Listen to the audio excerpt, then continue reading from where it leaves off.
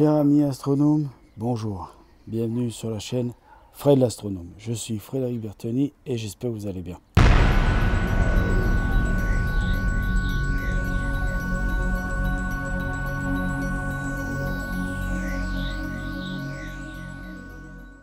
Comme vous pouvez le voir, à l'écran, le soleil avec, alors là, attention, écoutez bien, je suis avec le CPC 800 de Stellestron, le 203 mm 2000 de focale f10, c'est-à-dire mon gros télescope Stellestron. On est sur le soleil, là, vous pouvez voir, et voilà, le beau soleil, magnifique.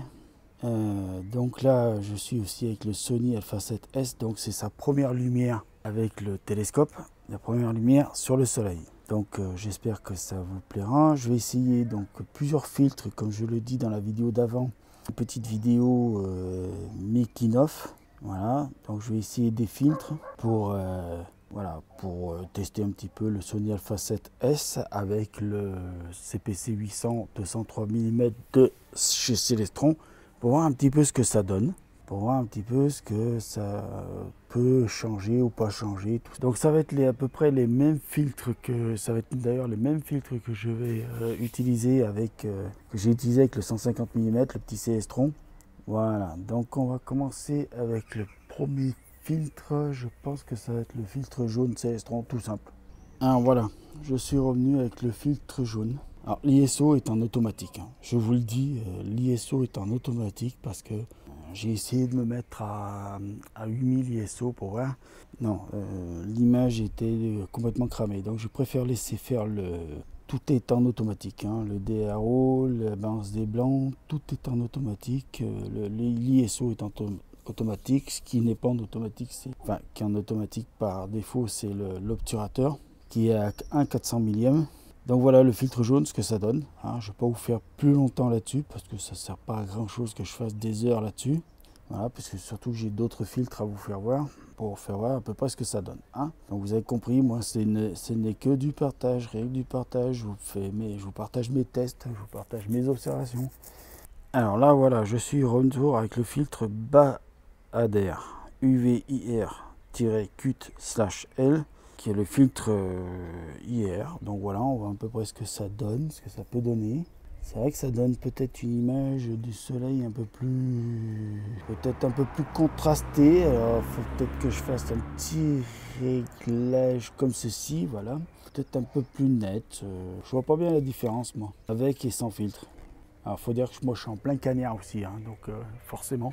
Quand on fait le soleil, on est en plein cagnard aussi. Donc voilà. Alors l'ISO, tout le reste c'est automatique, sauf que je vois que je vous fais la remarque, hein. Je vous dis ce que je vois sur l'écran qui a changé sur l'écran du Sony Alpha 7S, c'est que l'obturateur, il est passé de 1/400 millième à 1/500 millième avec ce filtre. Donc vous voyez, l'appareil photo s'adapte automatiquement à la fréquence d'ouverture et de fermeture de l'obturateur en fonction du filtre qu'on met. C'est une petite remarque que je voulais vous faire. Alors là, je suis de retour avec le filtre, toujours de la marque Bahader, le 10 nanomillimètres Solar Continuum Filter CWL 540 nanomillimètres.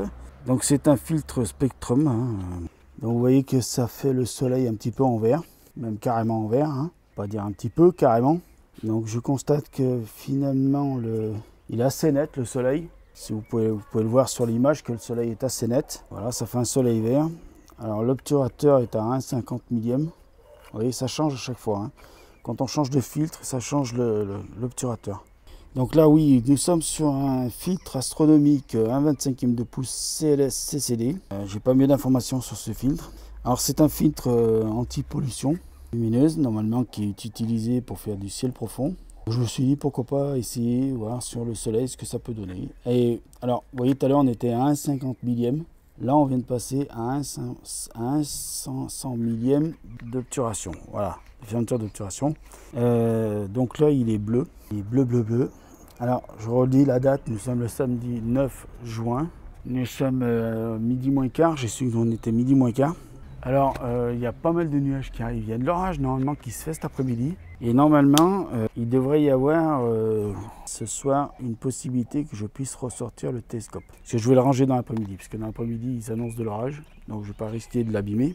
Alors là, mes amis astronomes, je suis revenu avec le filtre astronomique ProPlanet 742 IR spécial pour Sony Alpha 7S. Enfin, pour Sony Alpha 7 plutôt.